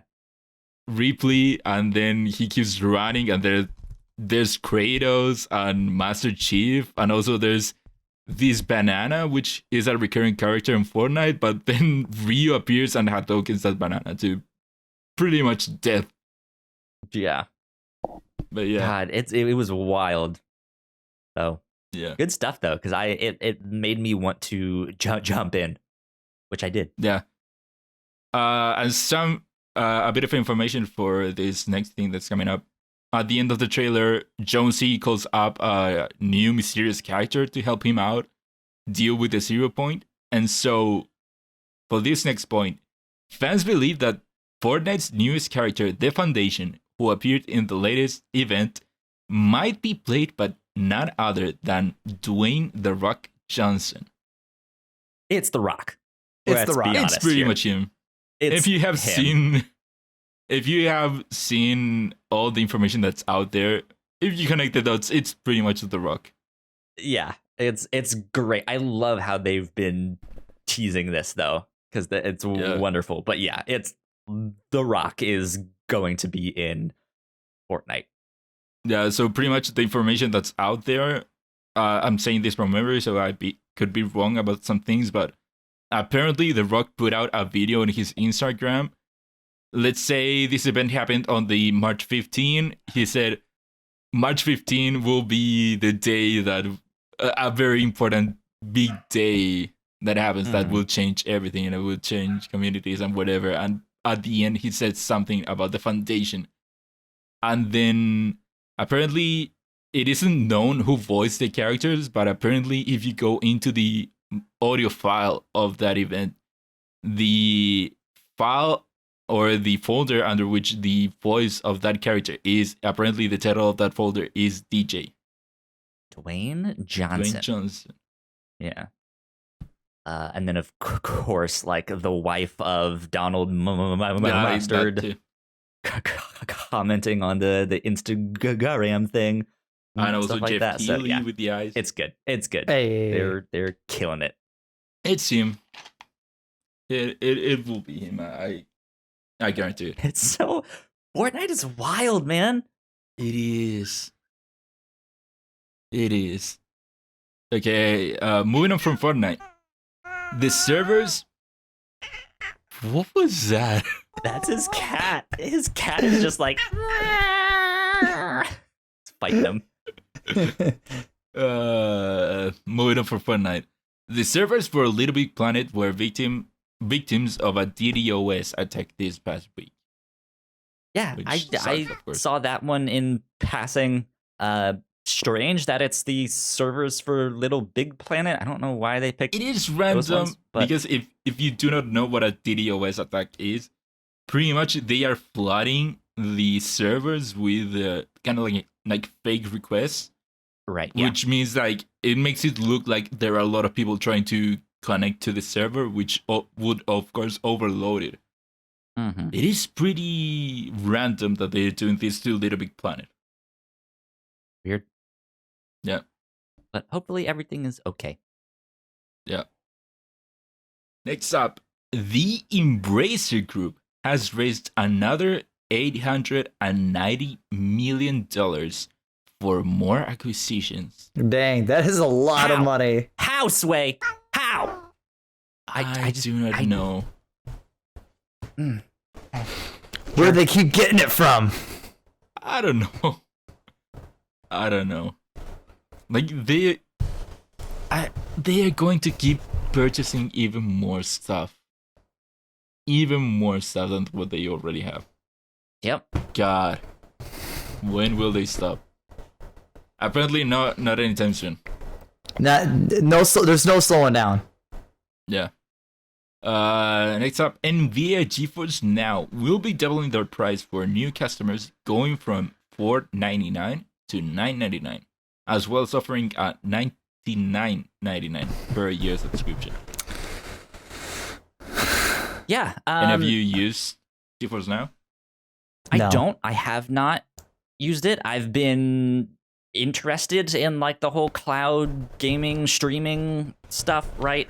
They seem to have a way to do it that got around some things by making your Steam library streamable. A lot of developers kind of backed out of that, and they seem to have survived. And I think they're starting to be like, hey, I think we're ready for the prime time now, and so that's why they're raising their prices out of their like introductory founders period. Mm-hmm. Yeah. It does sound like a good service. Like I haven't been able to use it, of course, but it is pretty cool that you can basically play pretty intensive PC games on your PC without needing the hardware, only needing the connection. Yeah. Which is pretty cool. Next up, Scarlet Nexus is getting an anime produced by Sunrise. Yeah, this was the thing that I was like, I don't know if it's the anime that is coming out in June or not, but it looked like it was the game. But Sunrise is a good production company. They've done a lot of the Gundam stuff. So. All right, yeah, I didn't know it was getting an anime. I'm just excited for the actual game itself. Hell yeah. Yeah. Next up, we already talked a little bit about it, but Xbox announced an event focusing on indie games for March 26th. Be on the lookout. Yep, be on the lookout. Jeff Keighley has announced that he will be returning to host Opening Night Live just before Gamescom on August 24th. Jeff is back, baby. Jeff Keighley's One Night Stand. One Night Stand, indeed. Also, I think it was Gamescom, but I read somewhere that apparently will have a kind of like a hybrid version where it will be online and on person. You are correct. Yeah, it's going to be a hybrid event. Yeah. Sony has revealed the new controllers for PSVR 2. Stronger immersion with adaptive triggers, haptic feedback, finger touch detection, and more were some of the features that were talked about. Pretty good for them. Yeah. I heard a baseless rumor that maybe Sony will eventually hopefully try to make this one or something wireless because of the controllers. Is wireless. But I mean like the VR headset though. The VR headset. I don't know. That's what the VR headset is not. I think it's not. No, but I heard a rumor that they're going to try to make the headset wireless. Maybe in the future, but at least for the foreseeable future for PSVR 2, that's not the case. I wish. I have to say that it is a pretty big step up when it comes to controllers because for PSVR 1 we have had to use the Move ones, which we don't know. The Move ones were originally they were made for the PS3 for PS Move back in the day. So it's pretty old tech. They're not very good. They're not very good. Yeah. It was good back in the day, but yeah, it has been outdated for a while now. Oh yeah. VR. So it is pretty cool that they are now going with a legit VR controller, because if you look at it, it does look a lot like what you find with other VR consoles right now. Oh yeah. Also cool that they are sticking with the adaptive triggers for VR. So like with the DualSense. So neat. Next one we have here is Rockstar has paid a modder $10,000 for fixing GTA load times. So a bit of context here. Not that long ago, a modder came out detailing how if Rockstar made some small changes to the code, like really small changes to the code, that would reduce the load times for GTA Online significantly. And so Rockstar saw it and actually took that and implemented the change. And that change is already live, and now it has the amount that Rockstar paid that modder $10,000, which is pretty cool. I don't think Good for him. This is something that's pretty rare. Yeah. Seeing a company actually taking something that a modder did to better the game and actually implemented it. It is pretty cool. It's kind of one of those things that if you don't put that specific thing in, it's kind of embarrassing. That like, ooh, that was really simple. Like, those load times are bad. Yeah. And I think I heard people saying it like decreased the load time by like 70%. So, which is wild. So good for that dude. Just be like, oh hey, thanks for the $10,000. Yeah. And then finally, the last one we have here is Activision fires dozens amid shift away from live events. It's a bummer. Yeah. It's like that people lost their job. Actually, we have here, it is people from live events. It does kind of make sense because live events aren't a thing right now. I am a bit impressed that they are doing it now, specifically, considering we've made it this far into the pandemic, and some would say that probably in the middle of the year, say June, July, people are expecting conventions to actually come back up. So I find it a bit strange that they're doing it right now. Yeah, it sucks that they had to fire all these people. You would think now would be the time to start staffing those positions to be like, hey, this late summer, fall, maybe we can get some stuff in there, or at least some smaller events. But yeah, I don't know what's happening with that. I guess maybe the way they did it was they tried to keep them on as long as they could, and it's just like, look, we've kept you on as long as we can. I don't know. It sucks. Yeah, it sucks. It sucks. Oh well, that's life. That's how it goes. We did it. Unfortunately. But there you go. That's all the news that's fit to put in your ear holes. So there you go. Ignacio, what are you excited for this week? What's going on? What are you looking forward to? I'm looking forward to something that's happening tonight, Saturday. Yeah. Because we're finally to the end of the FCFL championship, and the Wild Aces are facing up in the championship title, or the championship match tonight. And so I'm looking forward to seeing that. I'm gonna go watch that too. Yeah. And that is where Gino has been these past couple weeks. He's been making some content with Matt Batson, and they are at the stadium tonight.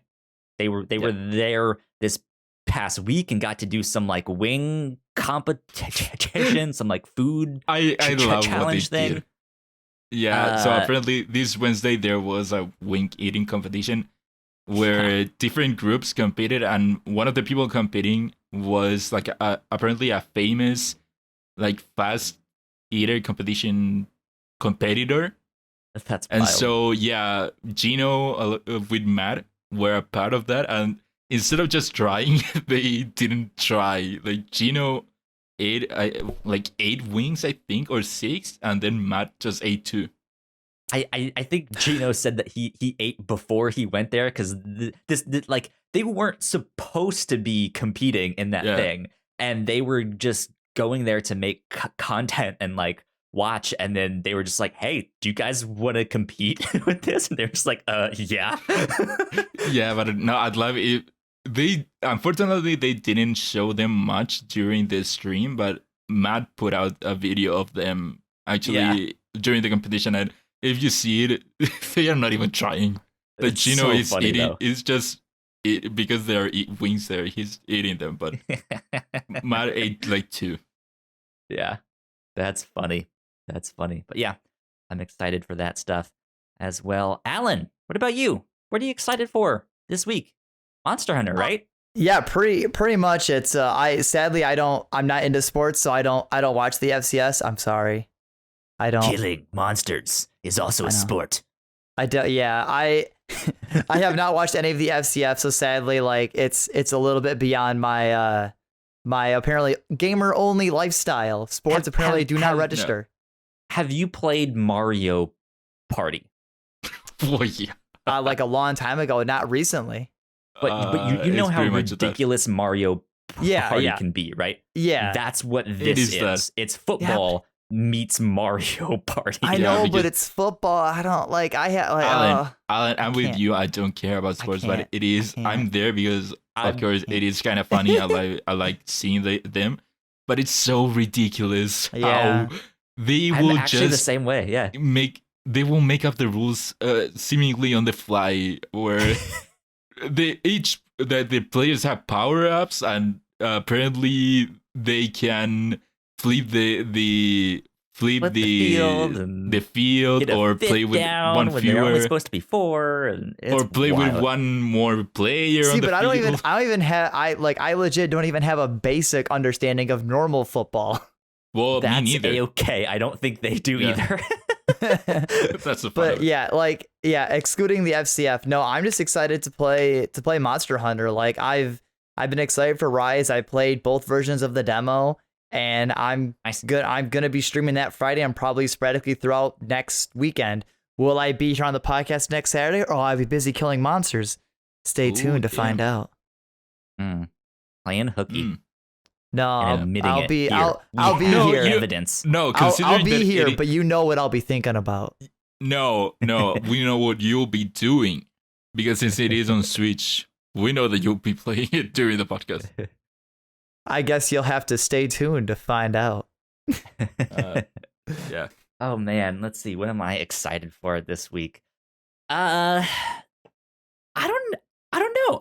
I was thinking about diving into the Shadow of the Tomb Raider. Oh. And trying to. That's the third one in the trilogy. Yeah. I played the first 2, and I haven't played that one yet. Yeah. And so I've been thinking about doing that one. But I'm really just waiting for Outriders, which I know is not out this next week, but I need something to hold me over. You want it. I need to play something, and nothing is coming out. You should keep giving Fortnite a try, I think. Maybe. Or we just squad up in Warzone. Fuck it, man. Yeah. We'll figure it out. We'll have fun. Yeah. We'll have fun. But yeah, that wraps us up for this episode of Crossplay. So Ignacio, where can they find you on the internet? Well, people can find me on Twitter at Ignacio Rojas B. That's IGNACIOROJASB. There you go. And Alan? Same thing. Well, not the same name, but you can also find me at Twitter. You can find me at Ignacio Rojas. I'm just kidding. You can find me at Alan Busby. Remember, it is spelled ALAN. Everyone seems to think it's ALLEN. No, sorry, I'm not a normie. That's not how my name is spelled. But yes, at Alan Busby is Twitter, and I stream 3 days a week at twitch.tv/AzurePKK, where you can watch me play games that are apparently hard, according to my coworkers. So watch that. There you go. Good And stuff, Monster Hunter good Rise stuff. on Friday. So be there to watch me probably get my ass kicked at a new Monster Hunter game. Cool. You guys can find me at Yo Kyle Springer on Twitter. If you guys want to stay up to date with our shows here at the Whatnauts, you guys can go follow us on Twitter at the Whatnauts. Go like, share, subscribe. You guys know the deal with all of that stuff. Go leave some kind words if you got nice things to say. Go rate and review us on your podcasting apps and all of that stuff. But I believe that is about it. So we will get on out of here. We will see you all next week. Bye. Bye. Plus Ultra. Lazarus Ultra.